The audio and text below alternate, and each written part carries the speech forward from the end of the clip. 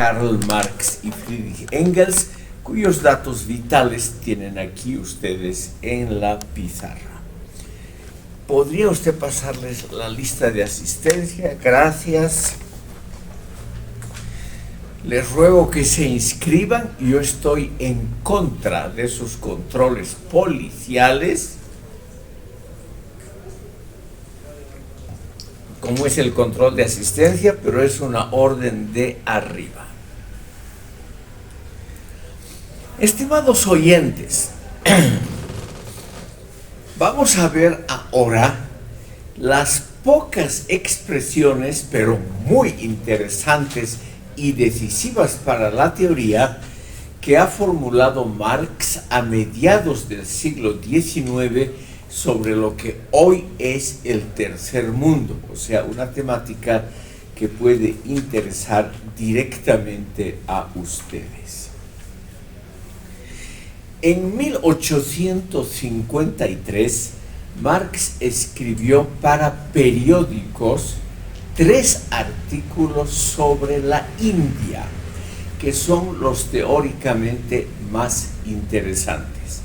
Marx escribió también uno sobre la China, que es más polémico contra el imperialismo británico y las guerras del opio, que no es sociológicamente tan interesante como estos artículos sobre la India. También escribió una carta a una pensadora rusa, que la vamos a ver ahora, sobre la situación del socialismo en Rusia, y unos cuantos artículos estrictamente periodísticos sobre América Latina, uno de ellos sobre Simón Bolívar, que carecen de ese sustrato sociológico y filosófico que vamos a ver ahora. Una palabra sobre el contexto, estimado público. A mediados del siglo XIX, Gran Bretaña había alcanzado la cumbre de su expansión colonial. Ya se había ocupado toda la India, hoy el país más poblado del mundo, en aquella época el segundo después de la China. Ya se había establecido el dominio británico sobre gran parte de África y Asia, la mitad de África, y una gran parte, sobre todo los territorios curiosamente más ricos del Asia, lo que es ahora Malasia, Singapur, Birmania, una gran parte de la costa, puntos específicos como en Yemen, Aden era una colonia británica, etc., habían sido ya ocupados por la Gran Bretaña. Y no hay duda que la India, por su enorme población y su riqueza, y por servir de mercado para productos europeos, era como decían en esa época, la joya más preciosa de la colonia británica. Y en la India, justamente por la década de 1850 y 60, hubieron varias rebeliones de la población nativa contra el gobierno británico, rebeliones que todas fueron sofocadas por las Fuerzas Armadas británicas en conjunción con los aliados británicos en la propia India. Esto puede sonar raro, quiero por lo tanto decir unas palabras que son también las que aparecen en los textos de Marx. La India era un país relativamente desarrollado, con una estructura social compleja. Y también, esto es lo interesante, con una estructura política altamente diferenciada. En la India había nominalmente un emperador nativo. Ese emperador se llamaba el Gran Mogul, tenía su residencia en Delhi, o Delhi, como dicen los hindúes, que es todavía hoy la capital de la India. Pero aparte de eso, habían muchos principados autónomos. La Gran Bretaña se alió, eso hacen todos los países coloniales, con unos contra otros. Estos principados durante siglos o tal vez milenios habían estado en disputas internas, o sea, disputas muy normales por territorio, recursos, rutas comerciales, etcétera, lo usual en la historia universal. La mayoría de estos principados tenían gobernantes que eran de religión musulmana, cuando la mayoría de la población era de religión hinduista. Todavía hoy, estimados oyentes, la India, con sus 1.430 millones, tiene ese gran problema. Más de 150 millones, la décima parte de la población de la India es musulmana.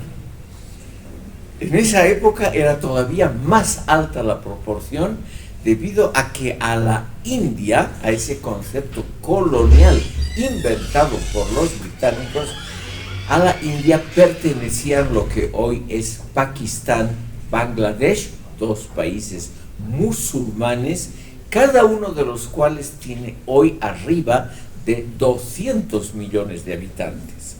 Entonces, imagínense ustedes, la India en 1850 era un polvorín de problemas políticos, religiosos, sociales y de todo tipo.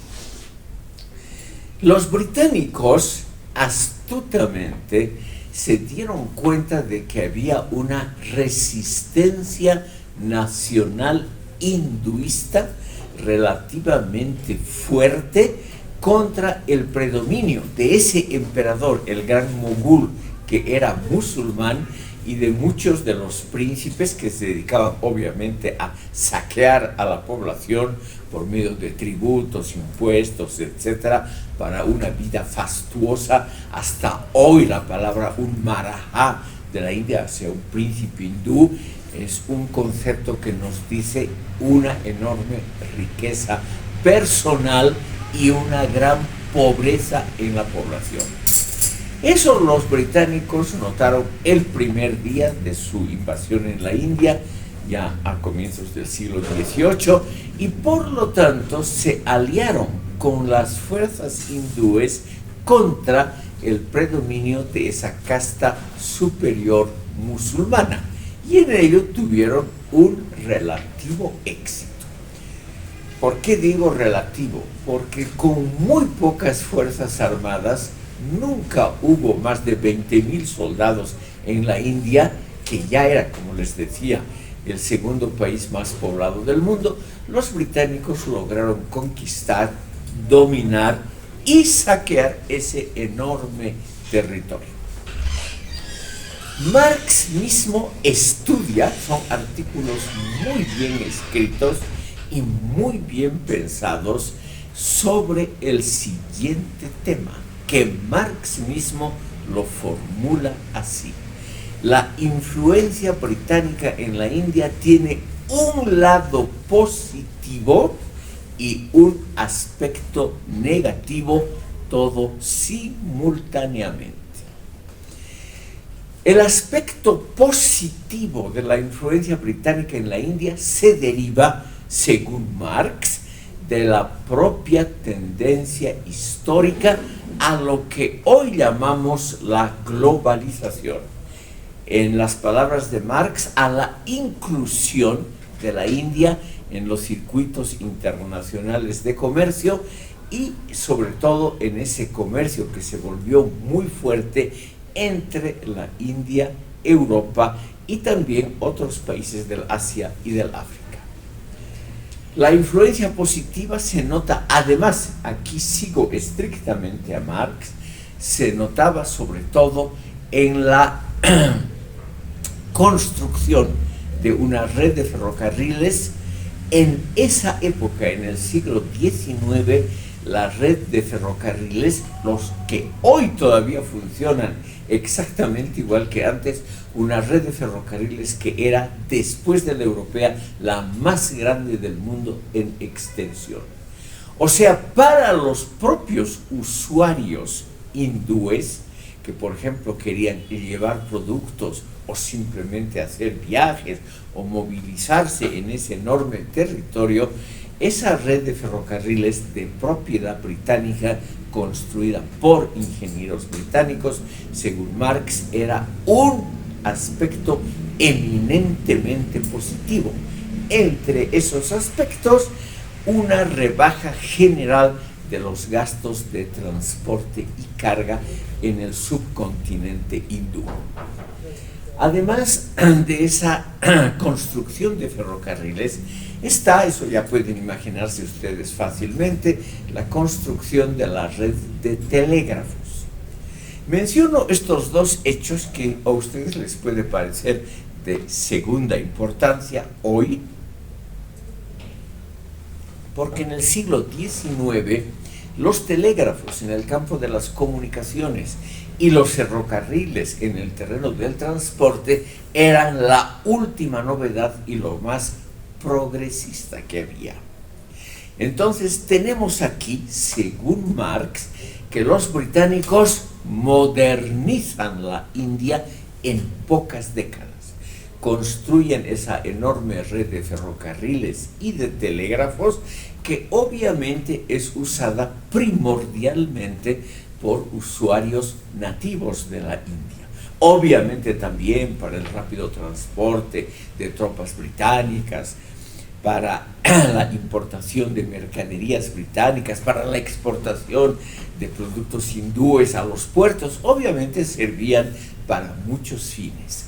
Pero como se puede ver hoy, eso lo pueden ver ustedes en internet muy fácilmente, hay más de 500 videos gratis en internet, simplemente se puede digitar ferrocarriles en la India, aparecen más de 500 videos en castellano sobre esa curiosísima red de ferrocarriles que todavía hoy es el principal medio de transporte dentro de la India. Entonces, Marx nos dice, eso los hindúes, que no inventaron ni el ferrocarril ni el telégrafo y que no sabían construirlos, para los hindúes fue un aspecto positivo.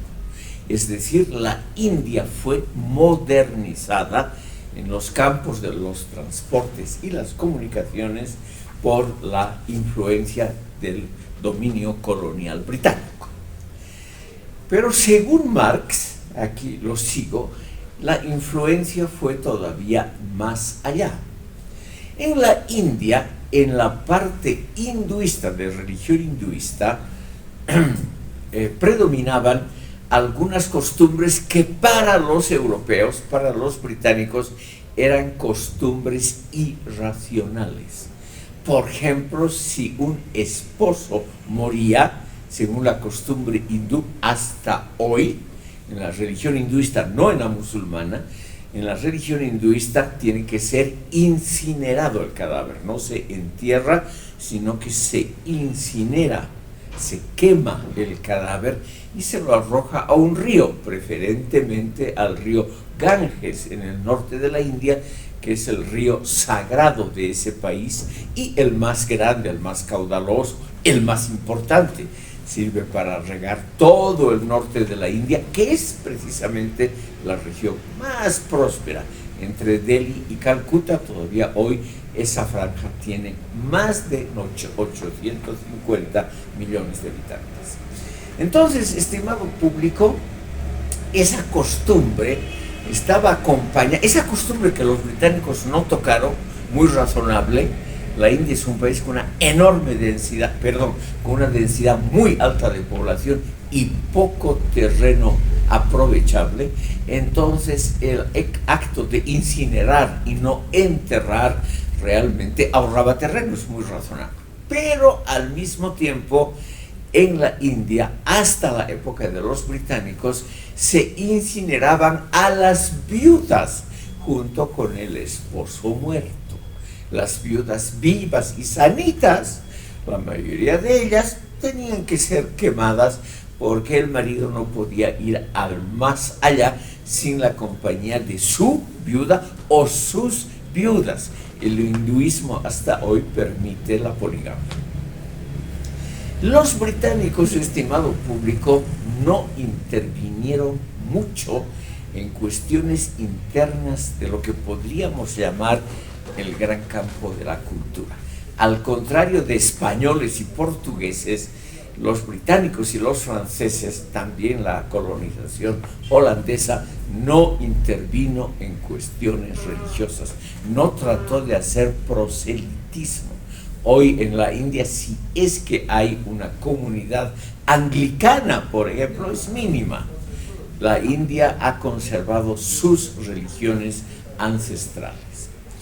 Pero los británicos prohibieron terminantemente la incineración de las viudas, acudiendo a un argumento moderno: el respeto a la vida humana, un derecho humano fundamental.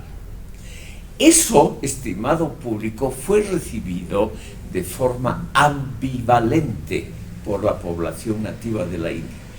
Mucha gente vio en eso un progreso, porque después de todo era un espectáculo horripilante. Obviamente la inmensa mayoría de las viudas no quería ser incinerada con su querido y amado marido.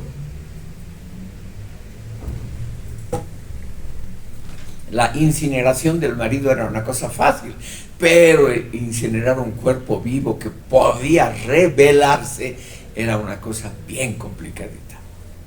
Entonces, una parte de la población hindú recibió eso agradablemente, positivamente, pero una parte se opuso con el argumento muy usual ahora de un imperialismo cultural disfrazado del respeto a los derechos humanos. Entonces tenemos, estimado público, que esa medida y otras que voy a mencionar muy rápidamente produjeron levantamientos en la población hindú, levantamientos que fueron también ayudados por la población musulmana, porque los musulmanes fueron la principal víctima de la ocupación británica. La ocupación británica terminó con el gran mogul, o sea, la máxima autoridad de la India, el emperador, fue abolido, y la reina Victoria de Gran Bretaña, en esa época Victoria era la reina de la Gran Bretaña, fue proclamada emperatriz de la India, título que fue usado por los gobernantes británicos hasta 1947. El rey de Gran Bretaña era simultáneamente emperador de la India hasta 1947. Esos levantamientos, estimado público, fueron todos sofocados, y el gobierno británico estableció una segunda medida que fue aplaudida por un sector de la población y naturalmente opuesto por otro sector. Esas medidas eran la unificación de pesos y medidas, la unificación de algunas, no todas, de algunas leyes, sobre todo las leyes que tenían que ver con aspectos multilaterales, es decir, que tocaban a más de uno de los estados más o menos todavía soberanos de la India. Por ejemplo, libre tránsito. El gobierno británico abolió las aduanas internas que existían en la India y que eran muy numerosas, muy numerosas. Estos estados soberanos bajo príncipes nativos, estimado público, se mantuvieron en parte hasta 1947. Y naturalmente las aduanas en todos los lugares del mundo siempre ha sido una fuente muy apreciada de ingresos para el gobierno respectivo. Por lo tanto, la abolición de impuestos aduaneros, de alcabalas, etcétera, fue muy bien recibido por comerciantes y por una parte de la población que fue favorecida por una pequeña rebaja en el precio de los productos. Pero obviamente una parte importante de la clase media, de la burocracia y de la clase alta fue naturalmente la perjudicada por la abolición de las aduanas internas de la India.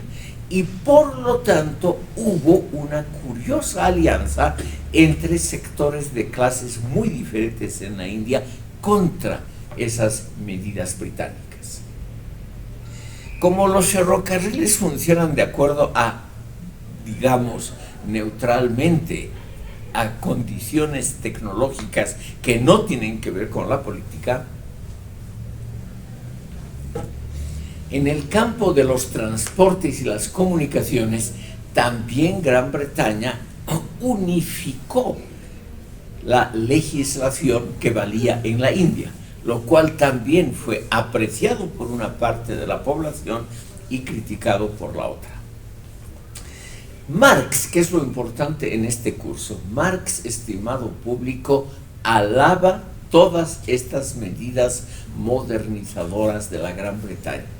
En estos 3 artículos dedicados en 1853 a la India, él dice que la India está pasando al mercado mundial, a la modernización, al progreso histórico, y está saliendo de esa prehistoria donde había estado sometida durante milenios. Por lo tanto, Marx dice, esa es la contribución positiva y sobre todo históricamente inevitable que los británicos han traído a la India. Si no hubieran sido los británicos, hubiera sido otra potencia colonial, o los mismos hindúes hubieran tomado, a largo plazo tal vez, con más tiempo, hubieran tomado medidas similares, lo cual es verdad. Hoy no se incineran a las viudas. La India es un país muy religioso, y la religión hinduista, protegida y fomentada por el actual gobierno de la India, la religión es todavía hoy un factor cultural, político y social de primera importancia. Entre paréntesis, el gobierno actual es un gobierno de centro derecha, una coalición muy moderada de partidos, y esta coalición es profundamente antimusulmana, pro-hinduista, y favorece el nacionalismo hindú y naturalmente la contraposición también de la India con respecto a otras potencias asiáticas, sobre todo con la China. Con ese país hay una disputa de límites desde hace siglos. Es decir, la línea fronteriza en los Himalayas es altamente controvertida. Según la India, existen varios territorios importantes que están ocupados hoy por tropas chinas. Para los chinos es la liberación de esos territorios del imperialismo hindú. No vamos a entrar a eso, pero ustedes ven ya la complejidad de lo que significa la inclusión de una gran nación en los circuitos de la modernidad, lo que hoy llamaríamos la globalización. Como hemos visto en la sesión anterior, la filosofía de la historia de Marx tiene unas cuantas leyes inexorables, entre ellas el paso del feudalismo a la modernidad burguesa. Y según Marx, lo que estaba sucediendo con la intervención británica en la India era justamente el doloroso paso del feudalismo hindú clásico a formas modernas burguesas de convivencia y dominación respectivamente.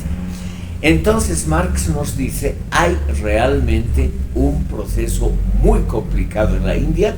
La historia universal, según su propia teoría, siempre tiene ese elemento de inexorabilidad. Es decir, ese elemento, estimado público, que lo podemos calificar como el paso obligatorio de un estadio histórico a otro más elevado. Y la India no podía ser una excepción. Si eso se hace con ayuda de la Gran Bretaña o no, para Marx es secundario. Lo que hay que reconocer, según él, es que los británicos han traído tecnologías modernas, ferrocarriles, telégrafos, construcción de represas, las primeras grandes represas construidas por los británicos, es decir, aumentaron la superficie cultivable de la India, pero también, y este es el segundo aspecto que Marx menciona, el aspecto negativo de la influencia británica en la India y en general en el mundo colonial. Y ese aspecto, en primer lugar, es la destrucción de la industria manufacturera indígena de la India. La India era hasta 1840-50 el primer productor mundial textil. La India no solo producía telas desde épocas muy antiguas para su propia población, sino que también era en el Asia y en el África, sobre todo el África oriental, que hasta hoy tiene una fuerte influencia hindú, era el gran exportador de productos textiles. Como ustedes se pueden imaginar, la industria textil es la primera que se moderniza, que se industrializa en la Gran Bretaña, y siempre, como nosotros los humanos no podemos andar desnudos, como nuestros hermanos los animales, es una de las industrias más importantes junto o inmediatamente después de la producción de alimentos. Entonces, según Marx, la industria hindú de textiles era muy importante, ocupaba muchísima gente, daba empleo a mucha gente, pero era una industria atrasada tecnológicamente con respecto a lo que Marx llama el nivel mundial de producción que ya se ha alcanzado por la industrialización en Europa Occidental. Por lo tanto, según Marx, lamentablemente, pero así son las leyes de la historia, ese tipo de industria textil tradicional, artesanal de la India estaba condenado a desaparecer. Según Marx era lamentable, pero era así, producía desempleo, producía obviamente hambre entre las familias afectadas, era una industria altamente descentralizada, no habían grandes consorcios en toda la India, sino que era industria muy artesanal, familiar, hecha generalmente por mujeres.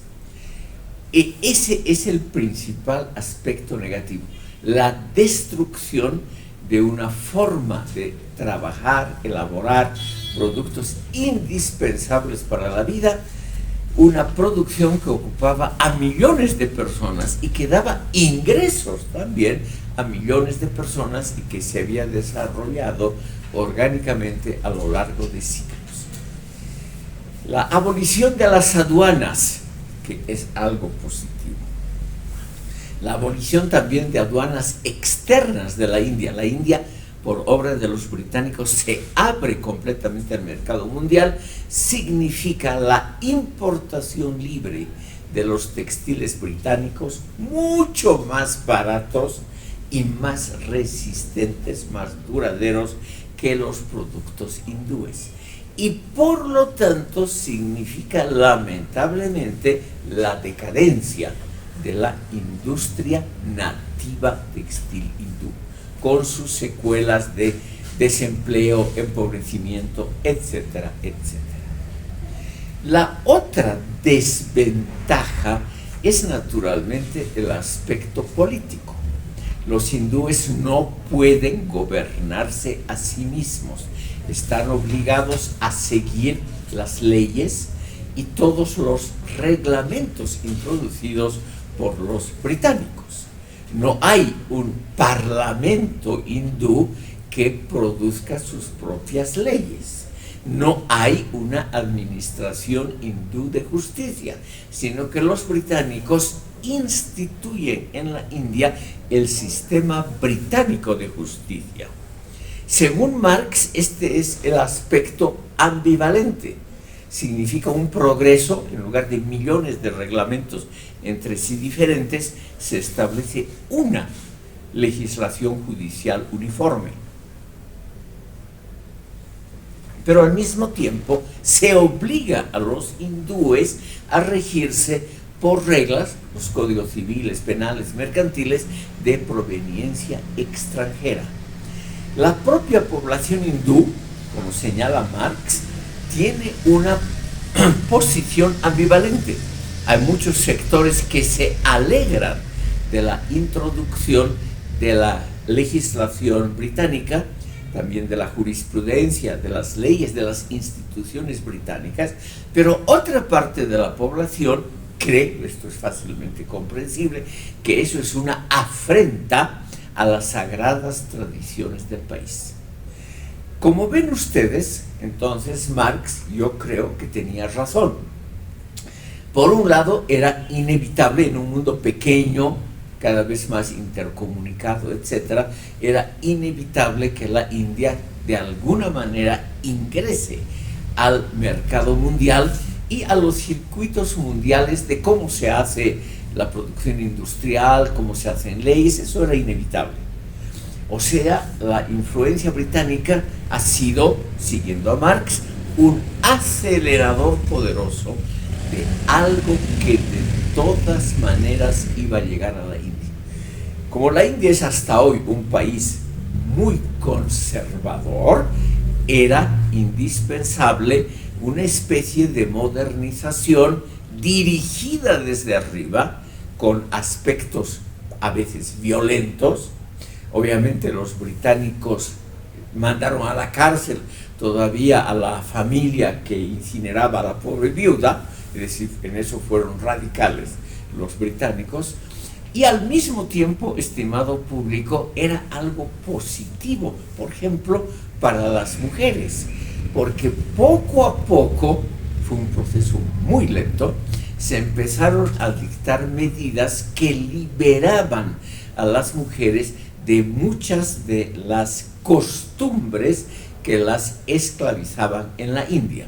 En eso musulmanes e hindúes tenían una opinión muy similar, lo digo claramente, espero que las señoras aquí no se molesten, de la situación subalterna totalmente de la mujer en la India.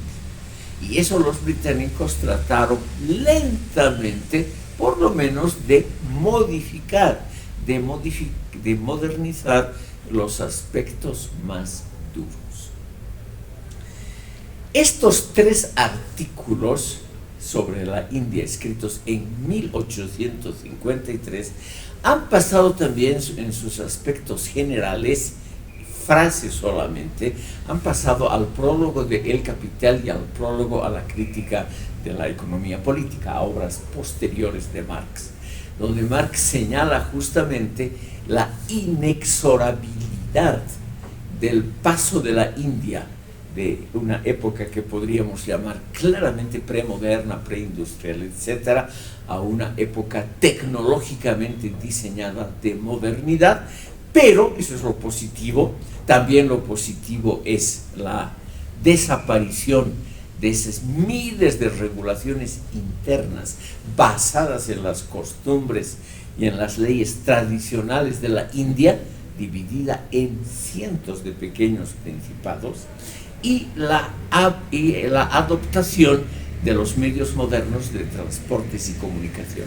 Pero lo negativo, aquí resumo y termino, lo negativo es la destrucción de las industrias tradicionales de la India y naturalmente el poco respeto por las tradiciones jurídicas, políticas y religiosas de la población hindú.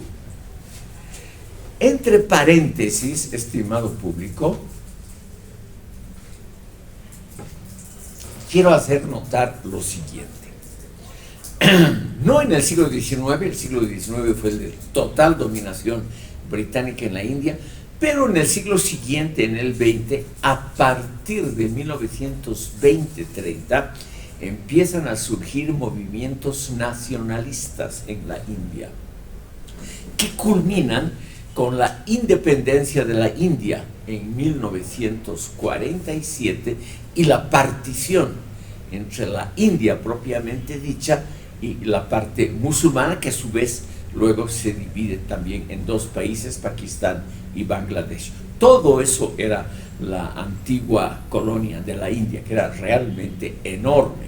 Imagínense ustedes juntar lo que hoy es la población de la India, Pakistán, Bangladesh y Ceilán y Birmania en un solo conglomerado. Era de lejos la población más grande del mundo. Era realmente la unidad administrativa más grande del mundo, que los británicos administraron hasta 1947-48, 47 años de la independencia de Pakistán y la India, y 1948 la independencia de Birmania y Ceilán, que hoy se llama Sri Lanka, que son países budistas y que por decisión propia no quisieron pertenecer a la India. Ustedes ven, aquí ha habido en el siglo XX una partición entre naciones debida fundamentalmente a aspectos religiosos, lo cual en el mundo moderno es algo muy raro, estimado público. Ya la religión juega un papel muy secundario. Pero en el Asia, algo menos en el África hasta hoy, la religión es todavía muy, muy importante, como ustedes saben, por conflictos que actualmente tienen lugar. Entonces, estimado público, vemos en el fondo cuál es la posición de Marx con respecto al colonialismo en general, porque lo mismo puede aplicarse a la gran cantidad, también muy grande, de colonias francesas, holandesas, etcétera, etcétera. Es decir, es un proceso ambivalente. Marx no es un enemigo total de la penetración colonial de Europa en el mundo, no es, pero tampoco es un partidario completo de ese proceso, sino que él reconoce aspectos positivos, la modernización, y aspectos negativos, la destrucción de formas económicas que habían funcionado relativamente bien. Y eso puede aplicarse hoy, estimado público, a la situación de la globalización a nivel mundial.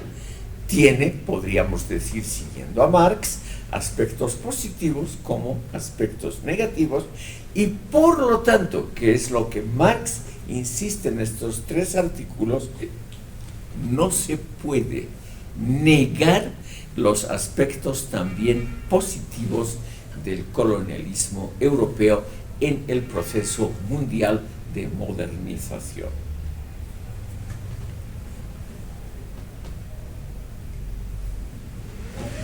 Marx se preocupó muy poco del mundo colonial en el África, no hay ningún artículo de él sobre el África. Muy tangencialmente sobre América Latina, son artículos más bien periodísticos.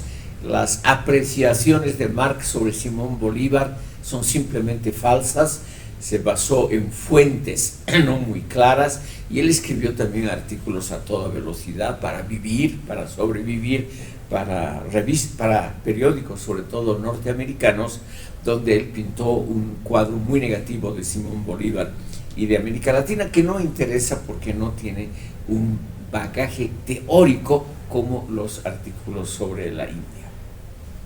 Estimado público, muy similar es la opinión, en una frase la podemos terminar, de Marx sobre la China.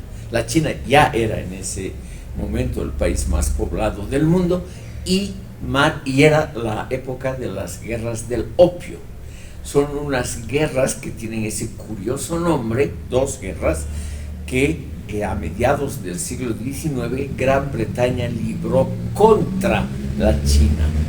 Las guerras del opio eran guerras que Gran Bretaña, de forma muy hipócrita, llevó a cabo defendiendo la libertad de comercio que el gobierno chino negaba, porque el gobierno chino, con toda razón, se oponía a la introducción del opio, un medio estupefaciente, se negaba a la importación libre del opio producido precisamente en las colonias británicas. En Pakistán, en la India y sobre todo en Birmania se producía opio, eran colonias británicas. Y los británicos ganaban muchísimo dinero como intermediarios vendiendo ese producto a la China. Que ustedes saben, el opio es una especie de estupefaciente, al mismo tiempo como la cocaína, algo que produce un pequeño placer, una pequeña distensión, pero que arruina la salud. Y el gobierno imperial chino, que era de derecha, se opuso terminantemente a la libre importación del opio. Como la China, por mala suerte, había firmado un tratado de libre comercio con la Gran Bretaña, la China estaba en una situación legal un poco complicada, porque había firmado ese contrato sin prever las consecuencias. Entonces prohibió la importación del opio para resguardar la salud pública, y la Gran Bretaña contestó con una invasión de los principales puertos chinos y la derrota de las Fuerzas Armadas chinas. Las guerras del opio, estimado público, eso lo previó Marx muy bien, terminaron lamentablemente con un aspecto profundamente negativo. Los británicos no pudieron introducirse en un país demasiado grande, demasiado poblado y demasiado avanzado, o sea, se podía defender a largo plazo relativamente bien, y terminaron solamente exigiendo una pequeña colonia extraordinariamente exitosa llamada Hong Kong, que todavía hoy en forma muy diluida tiene un estatus especial dentro de la República Popular China. La colonia británica de Hong Kong fue devuelta a la China recién hace relativamente pocos años, en 1998, junto con la colonia portuguesa de Macao, que está frente a Hong Kong. Las dos colonias fueron devueltas a la China y tienen un estatus especial hasta hoy, tienen un aparato judicial propio y también unas leyes económicas diferentes del resto de la China. La República Popular China, eso sí, cada día limita más esa autonomía de Hong Kong y de Macao, pero eso es otro problema. Aquí lo interesante, estimado público, es que la Gran Bretaña no pudo ocupar la China, pero se aseguró el libre comercio, que significaba la importación irrestricta de bienes británicos, sobre todo textiles, contra los cuales, igual que en el caso de la India, las factorías chinas no podían competir, ni en precios ni en calidad no podían competir. Entonces la Gran Bretaña se aseguró un inmenso mercado para vender sus productos. Hay que señalar también, estimado público, que no solo la Gran Bretaña actuó en esas guerras del opio, sino varias potencias europeas, Francia, Portugal, curiosamente también España, en forma subsidiaria. Francia también recibió un territorio como Hong Kong, muy similar, más al sur, más cerca de la Indochina francesa, que era la principal colonia de Francia en el Asia. Eso se sabe muy poco, pero países importantes hoy como Vietnam, Camboya, Laos, etc., fueron colonias francesas. Estimado público, la posición de Marx en este aspecto de la colonización es clara. Según su propia teoría está la inexorabilidad de las leyes de la historia, que él mismo crea. Entonces Marx cree que todos los países del mundo tienen que pasar, en esta época contemporánea, del feudalismo al capitalismo burgués. Y ese paso es inevitable y se produce generalmente mediante condiciones muy duras para los países afectados. Pero como es inexorable, es decir, inevitable, es obviamente positivo que se realice esa transición. Lo negativo es naturalmente la destrucción de los medios tradicionales de producción en los países afectados y también ese sentimiento, que ese sí es muy importante hasta hoy, estimado público, el sentimiento de la población de que sus concepciones en el campo de la religión, en el tratamiento de la mujer, en la construcción de organismos propios internos de política, que todo eso se vuelve obsoleto. Hoy en día, estimado público, no nos podemos hacer una idea clara de ese sentimiento de rabia debido a la subordinación que las naciones asiáticas sufrieron en el siglo XIX. Sus sagradas instituciones, sus dinastías, en el caso de la India, la familia imperial terminó siendo una familia cualquiera y pobre. Es decir, todo eso, que hoy nos parece ridículo el pensar eso, todo eso fue muy sentido por la población. La población apreciaba, obviamente, ferrocarriles, telégrafos, etcétera, pero ese sentimiento de que lo positivo hacia el progreso provenía de afuera, que no era una elaboración, una creación propia de la población, es lo que produjo un sentimiento antiimperialista muy fuerte, que hoy en día se traduce en los llamados estudios postcoloniales y en las teorías antiimperialistas de la India, que aquí también han llegado a Bolivia de la mano de Silvia Rivera Cusicanqui. Esta notable catedrática de esta universidad ha editado un volumen con los estudios postcoloniales de la India. Estimado público, unas breves palabras sobre Rusia y cómo Marx vio a Rusia. Todos estos temas, estimado público, se deben solo a Marx.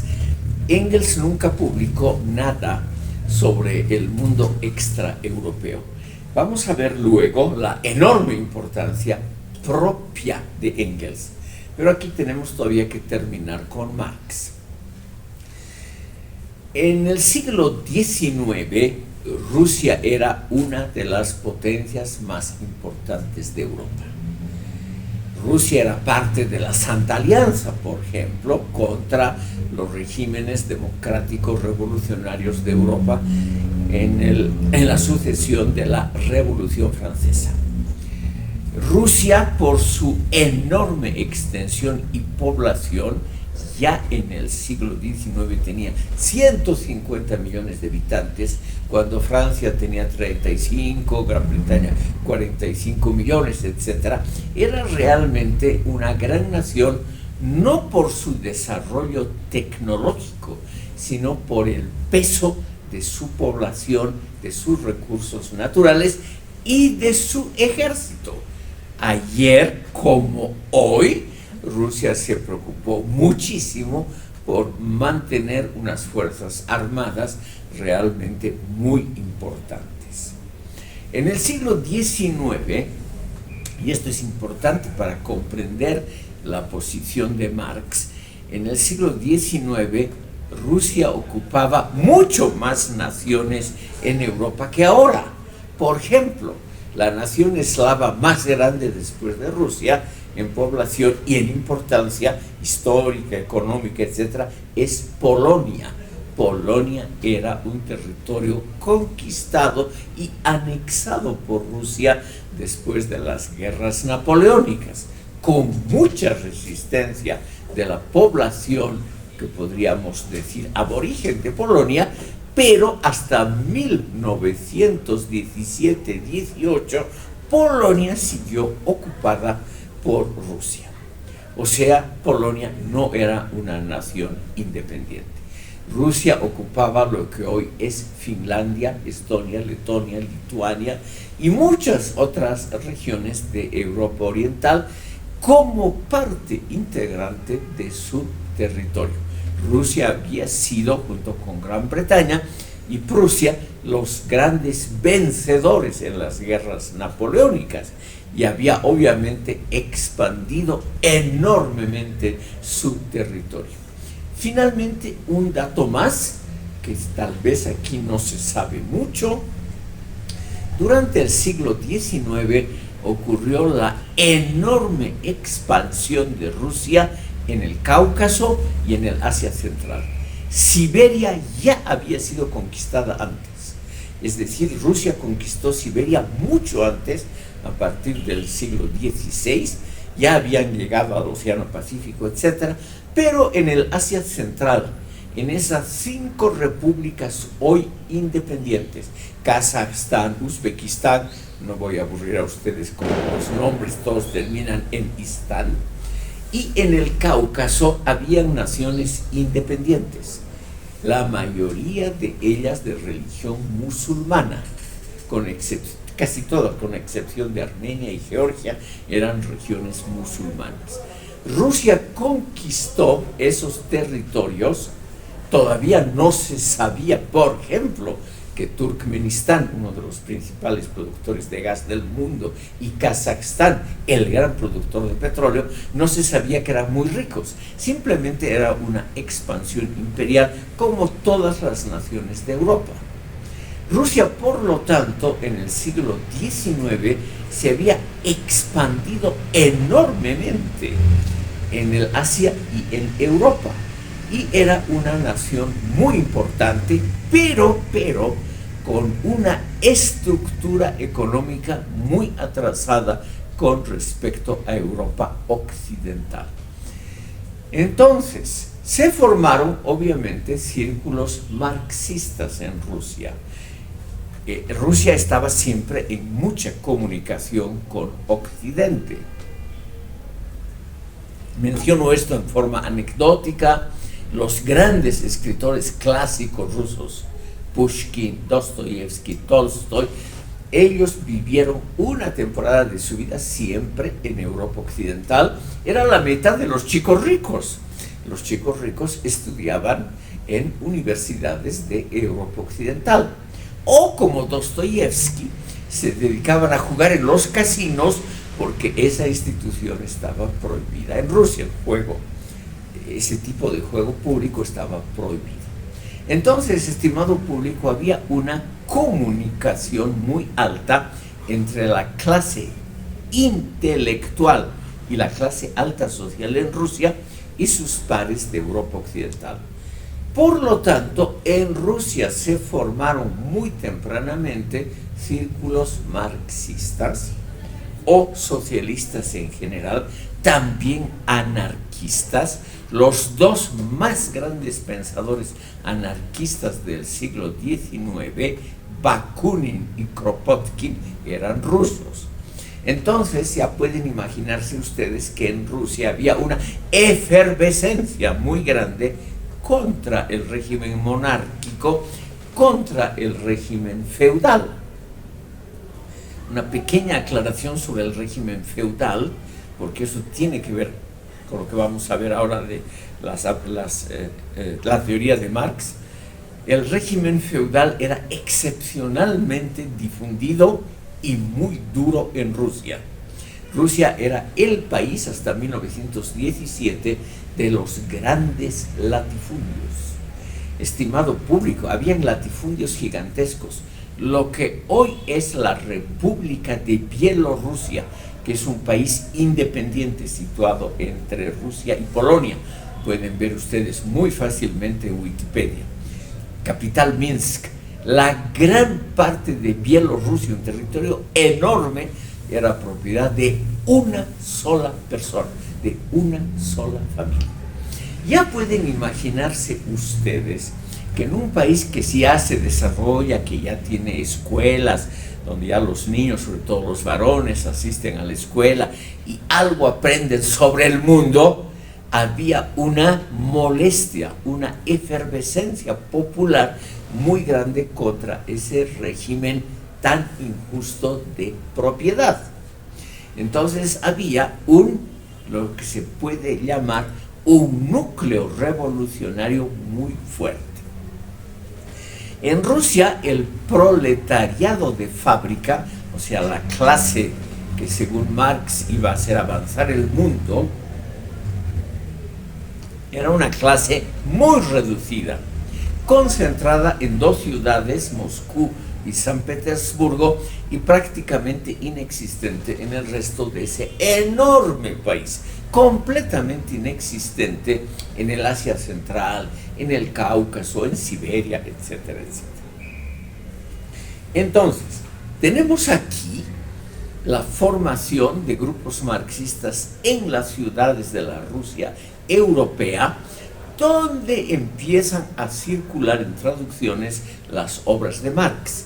Una de las primeras traducciones del Capital fue curiosamente en Rusia y al idioma ruso. Se forma ahí esos grupos y una mujer, una de las más brillantes pensadoras de la historia sociopolítica de Rusia, Vera Zasulich, esta mujer le escribe una carta de una importancia enorme para países como los nuestros en América Latina. Le escribe una carta a Marx y le hace una pregunta. ¿Es realmente indispensable que países como Rusia pasen primero por una larga etapa de capitalismo burgués antes de iniciar el socialismo? ¿O se puede iniciar el socialismo en Rusia saltando la etapa del capitalismo? Porque existen, igual que aquí en Bolivia, el Ayllu, existen muchísimas comunidades campesinas con propiedad colectiva sobre la tierra al lado de los latifundios de propiedad privada. Esta pregunta es para una gran parte del mundo de una enorme importancia teórica y práctica. El mundo quiere vivir mejor, estimado público, eso es lo más normal que uno puede imaginarse. Los seres humanos quieren prosperidad, libertad, emancipación, etc. Y se preguntan, cuando ya tienen una formación escolar o empiezan una formación universitaria, como fue el caso de las universidades rusas, temprana formación de universidades en Rusia, se preguntan cómo puedo mejorar esta sociedad. Porque al igual que en el tercer mundo, los intelectuales rusos se dan cuenta del atraso relativo de su sociedad en comparación con Europa Occidental, que es naturalmente para muchos, así sea en forma velada, es el paradigma, el ejemplo de desarrollo. Entonces, estos intelectuales quieren mejorar fundamentalmente, revolucionariamente, la situación en Rusia. Y se preguntan, según la teoría marxista, ¿tenemos que pasar necesariamente por el periodo capitalista? ¿Podríamos saltar del periodo feudal, que es lo dominante en Rusia, al socialismo? Esa es la gran pregunta que le hace esta señora, Vera Zasulich, que no era marxista, era anarquista. Vera Zasulich, les voy a poner el nombre.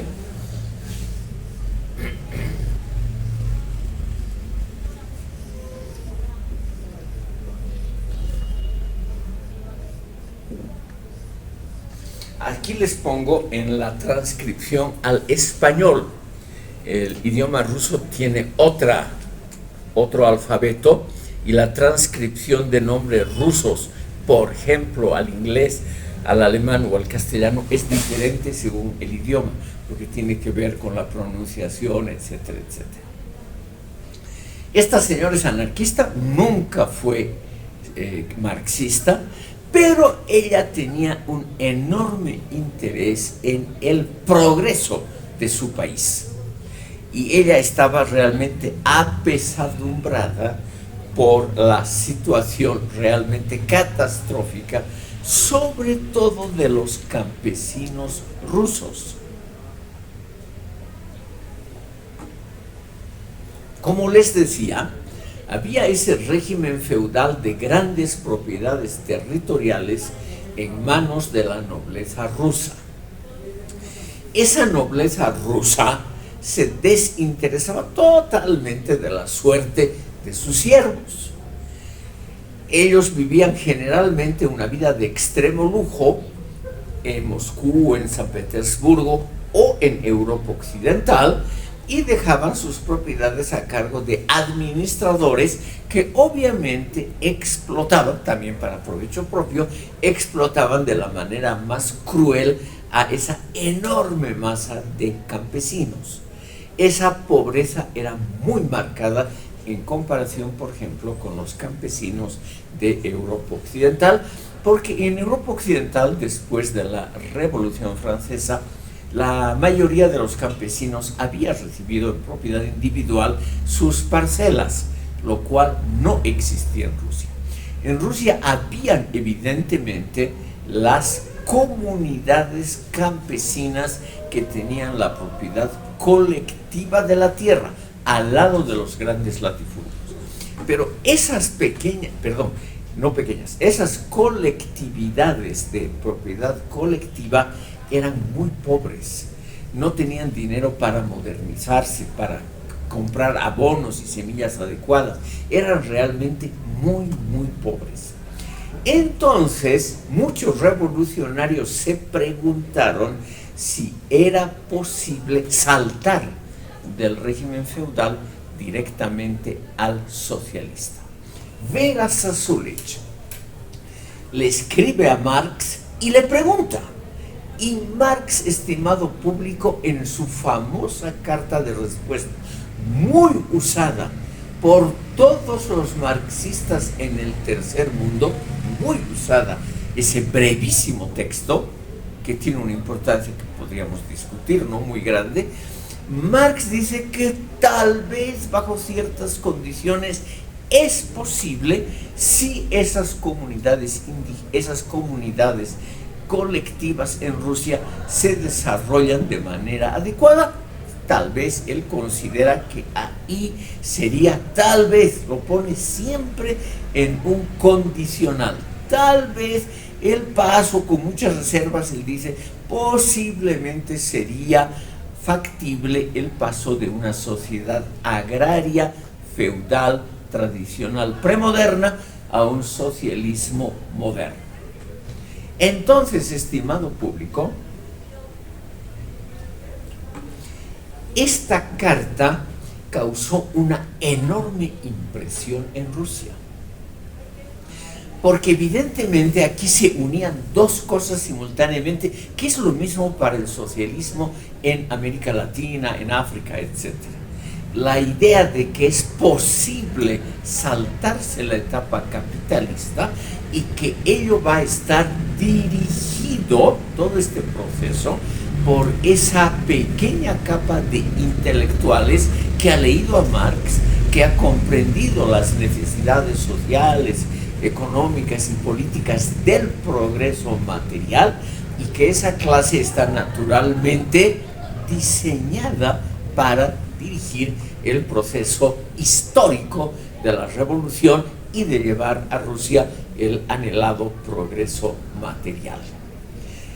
Entonces, curiosamente, no solamente debido a la carta de Vera Zasulich, sino en general la enorme difusión de material marxista en Rusia antes de 1917, hace que Rusia tenga, curiosamente, siendo un país atrasado, el potencial revolucionario más grande, mucho más grande en términos comparativos, que en países de Europa Occidental, donde Marx había previsto originalmente que se iba a realizar la revolución socialista. Como hemos visto en la sesión pasada, estimado público, Marx creyó siempre, hasta su muerte en 1883, que la Gran Bretaña, el país más avanzado, iba a ser también el país donde primero se iba a instalar un sistema socialista, lo cual no ocurrió.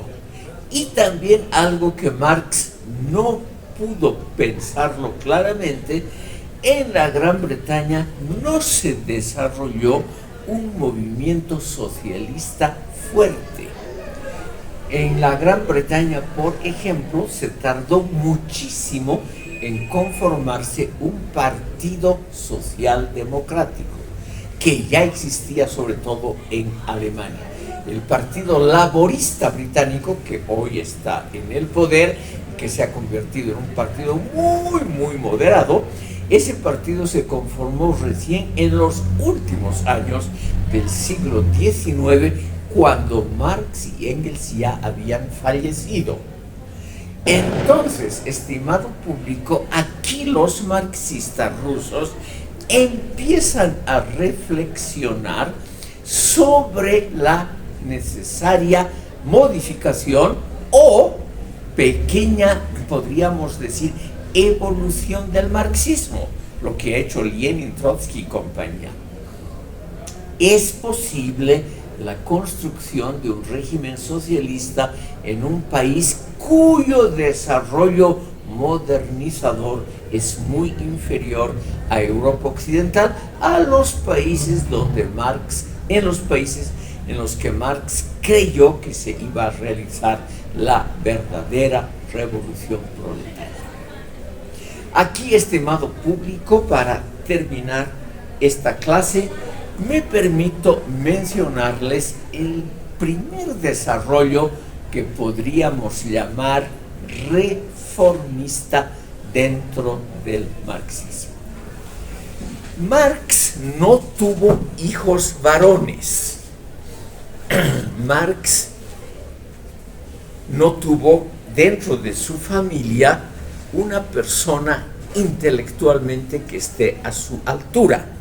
Y por lo tanto, él, que murió en 1883, legó todos sus papeles, sus obras no publicadas, que eran muchas, los 2 tomos segundo y tercero del Capital, los 3 tomos teorías de la plusvalía, los manuscritos económico-filosóficos de 1844 y muchas otras cosas que él había escrito, las legó a su amigo Engels. O sea, todos los papeles de Marx, todos sin excepción, pasaron a Engels. Pero, estimado público, Engels, que nunca se había casado hasta muy tarde y solamente muy formalmente, no tuvo hijos, y entonces los papeles de Marx y los de Engels pasaron al albacea de ambos. Y este albacea, o sea, el que administra, se llamaba Eduard Bernstein.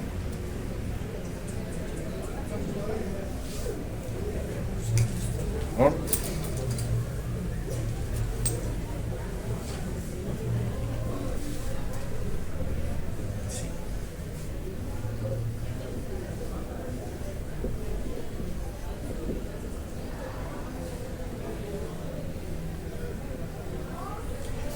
Y este señor Bernstein, estimado público, que empieza a publicar las obras de Marx y Engels, los inéditos, y que tiene una gran importancia como el administrador de los bienes de ambos, este señor es el primer reformista dentro del marxismo, que es lo que nos interesa a nosotros, porque como toda obra humana, el marxismo necesita, con el paso de los siglos, una actualización, una modernización, una renovación. Y el primero que hace ese esfuerzo dentro del marxismo es este señor altamente controvertido. ¿Por qué controvertido? En primer lugar, porque él obviamente se cree el heredero legítimo de los padres fundadores del movimiento. Pero él era un tipo, hay que reconocerlo, muy inteligente. Y además un tipo, al contrario, por ejemplo, de Engels, que no había recibido una buena educación formal, él es un exponente de los intelectuales marxistas ya formados en el campo universitario. Y este señor Bernstein, y con esto vamos a terminar la sesión de hoy, se da cuenta, estimado público, de que hay dos elementos de la teoría marxista que no corresponden al desarrollo socioeconómico de Europa, sobre todo de Europa occidental. Él se da cuenta que la teoría de Marx de la polarización progresiva de clases, que eso no tiene lugar. O sea, según Marx, la historia iba a llevar a que al final del periodo burgués solo existan dos clases contrapuestas. Una pequeña, cada vez numéricamente más pequeña burguesía junto a una clase proletaria, trabajadores de fábrica, cada vez más grande, pero cada vez más pobre. Este señor Bernstein, con un enorme apoyo de datos empíricos, la obra que él publica en 1899, que se llama Las precondiciones de la socialdemocracia, era el nombre de los partidos comunistas de entonces. En estas precondiciones él dice: hay que repensar el marxismo porque la teoría marxista de la polarización de clases no tiene lugar. Él demuestra en cifras que la clase media se expande mucho más que la clase proletaria. Él demuestra que los campesinos en la Gran Bretaña se mantienen muy bien y que en lugar de una polarización de clases hay que reconocer la pluralidad de las clases sociales y sobre todo esa enorme difusión de la clase media.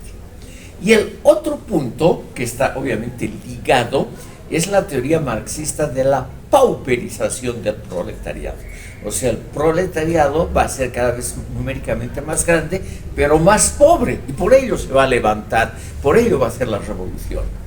Y este señor demuestra con cifras, es un gran experto en datos empíricos. Él demuestra que los ingresos, por un lado, y el nivel educativo de los proletarios, al contrario de lo que dice Marx, va avanzando continuamente. Él demuestra que los proletarios cada vez ganan mejor y que sus hijos tienen siempre una educación que va mejorando. Por lo tanto, no hay tal pauperización. Y si esto es verdad, dice Bernstein, obviamente estas masas no van a apoyar a un partido radical, sino que van a apoyar a un partido moderado, a un partido socialista, pero moderado. Entonces, estimado público, aquí tenemos dentro del marxismo la primera, podríamos decir, rebelión teórica contra el padre fundador, sin dejar de ser socialistas. Bernstein, hasta el fin de su vida, él murió en 1932, hasta el fin de su vida fue un destacado dirigente del Partido Socialdemocrático Alemán y además del ala izquierdista de ese partido. Pero él se dio cuenta que el marxismo necesitaba una profunda reforma en sus fundamentos teóricos, por la simple razón de que la historia había transcurrido, la historia económico-social había transcurrido por otros moldes, por otras sendas que las previstas por Marx.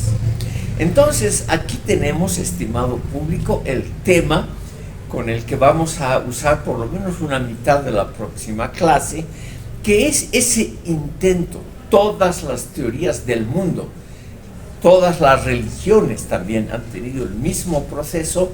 Hay que modernizar, actualizar, renovar una teoría, una religión, una filosofía, porque naturalmente el desarrollo hace que el original, o sea, la concepción de los padres fundadores, siempre queda anacrónica, es decir, queda atrás del desarrollo real. Y eso implica que hay que reformular esa teoría. Como son las 10:30, estimado público, aquí tenemos que terminar y yo les agradezco por haberme escuchado.